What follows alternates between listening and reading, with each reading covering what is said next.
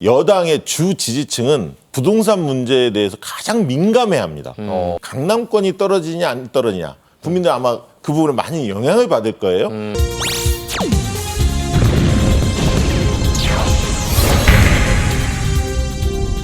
파티 설날은 어저께 보요 우리 동생 아버지와 어머니 네, 두 분의 영웅을 모시고 민심의 본색을 꿰뚫어보는 코너 영웅 본색 시간입니다. 영의 박시영 윈지코리아 대표님 그리고 웅의 윤희웅 오피니언 라이브 센터장님 모셨습니다. 어서 오십시오. 네, 안녕하십니까. 네. 반갑습니다. 이번 설에 저 오랜만에 이제 친척분들 만났는데요. 네. 정말 결심을 하고 갔습니다. 정치 얘기는 하지 말자. 네. 근데 어쩔 수 없이 또 나와가지고 네. 뭐 부동산 얘기 나왔다면서요. 아니 뭐 이런저런 정치 얘기가 나와가지고 네. 지금 다 철천지 원수가 됐어요. 네. 너는 우리 가족도 아니다 뭐 이런 얘기 들었는데 두 분은 어땠습니까 이번 설에? 저는 과거에 비해서는 정치 이슈가 좀 줄어든 것 같아요. 왜냐하면 이번에 이제 코로나 이게 워낙 이슈가 네. 컸기 때문에 네. 이 이야기를 좀 많이 나눴고요. 그다음에 이제 뭐 부동산, 검찰 문제 이런 얘기를 좀 나눴는데 이슈가 네. 코로나에 모든 이슈가 쏟아지니까 총선 이슈가 줄어들었어요. 그러니까 코로나가 총선을 덮쳤다. 네. 이런 어떤 표현이 가능할 정도로 예비 후보들이 지금 선거운동 하고 있거든요. 네. 그런데 이제 만나서 손 잡고 악수하는 거 이거 못 하게 되는 거죠. 그렇네요. 그러니까 아마 예. 제가 봤을 때 뭐 당장 오늘부터 내일부터 그런 모습 이제 사라질 것 같고 그 다음에 이제 만약에 이게 길어진다 내년 총선까지 간다 이번 총선까지 간다 할 경우에는 투표율에 영향될 수 있어요. 왜냐하면 사람 모이는데 가지 말아야지라고 하는 심리가 형성될 그렇죠. 수 있으니까 그 전에 끝나기를 좀 바라고요. 여당이 관심을 가져야 될 주제 네. 우리 박시영 대표님이 준비해 오셨죠? 네, 한번 나가서 말씀드릴까요? 나가야죠. 네. 네. 자, 멋지게 나가주시기 바랍니다. 예, 좋습니다. 먼지 날립니다. 네. 잘하고 있다에 비해서 잘못하고 있다는 게 거의 2배 높죠. 네. 12월 달에 조사한 겁니다. 네. 작년에. 근데 올해 1월 달에 조사한 걸 보면 긍정적인 거와 부정적인 게 거의 엇비슷합니다. 네. 이게 과연 문재인 정부의 어떤 정책에 대한 평가일까요? 자, 맞춰봅니다. 이거 아는 걸 모른 척하는 게 참 곤혹스러운데요. 네. 검찰 개혁에 대한 평가로 가보겠습니다. 확실하십니까? 틀린 것을 확신합니다. 네.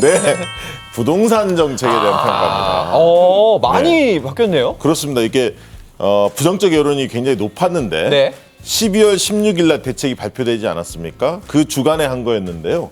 1월 달에 조사해 봤더니 팽팽해졌습니다. 찬반이. 그 얘기는 그만큼 부정 여론이 줄고 긍정 여론이 좀 올라간 거거든요. 네. 그러면 이게 왜 그랬을까? 네. 저는 한 두 가지로 봅니다. 네. 첫 번째는 대통령이 신년 기자회견에서 부동산 투기와의 전쟁을 하겠다. 굉장히 강도 높은 대책을 이야기를 했었어요. 네. 의지를 표명한 거죠. 네. 필요한 건데 두 번째 더 중요한 거는 정책의 효과가 나타나기 시작했다. 그 점을 꼽고 싶습니다. 그러니까 최근에 조사를 해보면 말이죠. 강남 3구에서 7개월 만에 동반 하락했다는 지표가 나오고 있습니다. 집값이 떨어졌다는 거죠. 네. 약간의 효과가 있다는 거죠. 그렇습니다. 심리가 중요하지 않습니까? 네. 부동산 심리가 중요한데 특히 강남권이 떨어지냐 안 떨어지냐 국민들 아마 그 부분에 많이 영향을 받을 거예요. 그런데 떨어졌다는 소식이 있고 또 이 다주택자들이 또 매물을 내놓기 시작했다. 그래서 추가 하락 가능성도 조심스럽게 전망되고 있습니다. 네. 그렇기 때문에 부동산과 관련된 파장 이 부분이 좀 잦아든 게 아닌가 그런 생각이 좀 듭니다. 제가 이제 궁금한 게 있는데 문재인 정부에서 이번에 네. 집값을 좀 잡겠다는 의지가 확고한 거는 같아요. 네네. 그럼 만약에 집값이 딱 잡혔다. 네. 그러면 이것은 여당이 유리합니까? 야당이 유리합니까? 물론 이제 집을 가진 분도 있고 예. 가지지 않는 분도 있지만 이게 국민들 복잡할 것 여론조사를 해보면 말이죠. 네. 하향 안정화를 바랍니다. 그러니까 급격히 떨어지는 것도 싫어하지만 지금같이 너무 급등하는 거에 대해서 국민들이 굉장히 부담스러워하고 뭐랄까 정권에 대해서 불만이 고조되고 있죠. 그렇기 때문에 하향 안정화.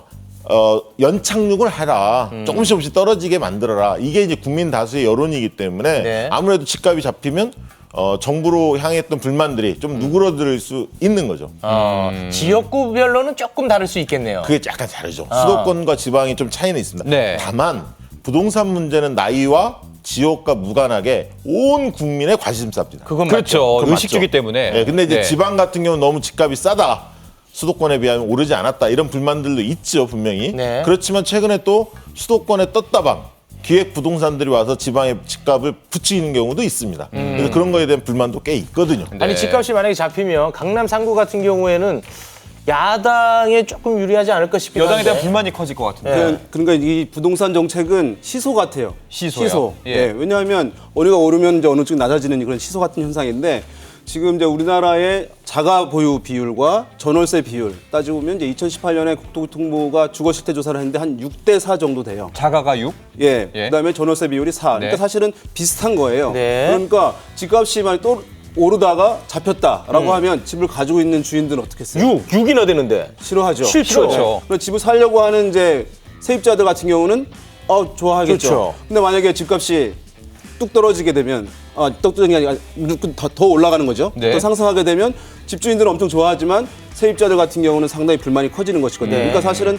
이것이 큰 변동이 있게 되면 꼭 반대층이 생길 수밖에 없는 구조적인 문제를 안고 있는 사안이에요. 네. 그래서 어느 정권이나 사실 부동산 이슈는 잘 건드리지 않으려고 하는 거예요. 쟁점화되지 않도록 넌 이슈화하는 것이 모든 정권들이 이제 하고자 하는 것이긴 한데 어쨌든 그 상당히 이제 민감한 이슈인 건 틀림없죠. 네. 자, 부동산이 중요한 건 알겠는데 이제 박시영 대표님께서는 왜 여당이 주목해야 하는 이슈로 고르신 거죠? 왜냐하면 말이죠. 네. 여당의 주 지지층은 부동산 문제에 대해서 가장 민감해합니다. 어떻게 보면 부동산 정책이 잘못되면 핵심 뇌관이 될 수 있습니다. 그러니까 이번 총선에서 정책 이슈 중에서는 단일 이슈 중에는 부동산 문제가 가장 큰 이슈일 거다. 국민 관심자도 높고요. 그다음에 이제 대개 여당 지지층이라는 게 진보층이 많고 네. 서민 중산층을 대변하는 세력입니다. 정당이죠. 민주당 쪽이 그걸 표방하고 있는데 서민 중산층 같은 경우에는 집을 사지 마라. 과거에 집값이 너무 거품 있기였다. 대출 받아서 무리하게 사지 마라. 집 떨어진다. 집값. 이런 얘기들을 많이 했거든요. 그래서 급등하는 거에 대한 굉장히 불만이 큽니다. 그래서 그런 불만들이 정부로 향하면 투표장에 잘 안 갈 수도 있죠. 그렇기 때문에 여권에서는 이 집값을 어떻게 관리하느냐가 가장 중요하고 2월달, 3월달 내에 뭔가 하락폭이 눈에 보여야 한다. 체감할 수 있어야 한다. 이렇게 생각합니다. 아마 보게 되실 거예요. 괜찮아? 어차피 볼 거 하루라도 일찍 봐주세요. 좋아요? 한밤의 시사 토크 더 라이브. 어차피 보게 될 거 하루라도 일찍 보세요. 됐습니까? 고맙습니다. 네.